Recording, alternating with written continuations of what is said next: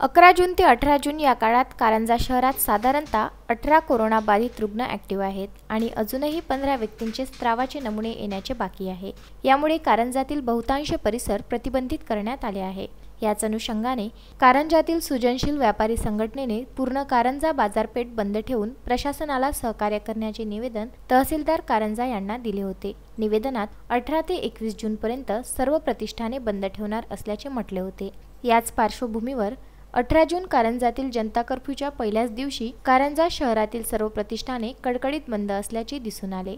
या व्यापारी व प्रशासनाच्या नियंत्रणाखालील कर्फ्यूला कारंजेकरांनी सुद्धा भरभरून प्रतिसाद दिला। सकाळी 7 वाजल्यापासून शहरातील एकही दुकान उघडे नव्हते व शहरातील प्रमुख परिसरांमध्ये कमालीची शांतता दिसत होती। शहरातील मार्केट स्वयंस्फूर्तीने बंद ठेवणे म्हणजे कारंजा शहरवासियांनी स्वनिर्णयाने शहराच्या व स्वहिताच्या सुरक्षेसाठी घेतलेल्या निर्णयामुळे कारंजा शहरातील कोरोनाच्या वाढत्या महामारीला नक्कीच आळा बसणार आहे। बंद दरम्यान बँका, मेडिकल, दवाखाने व अत्यावश्यक सेवा सुरूच आहे। अक्षय लोटे, विदर्भ न्यूज, कारंजा लाड।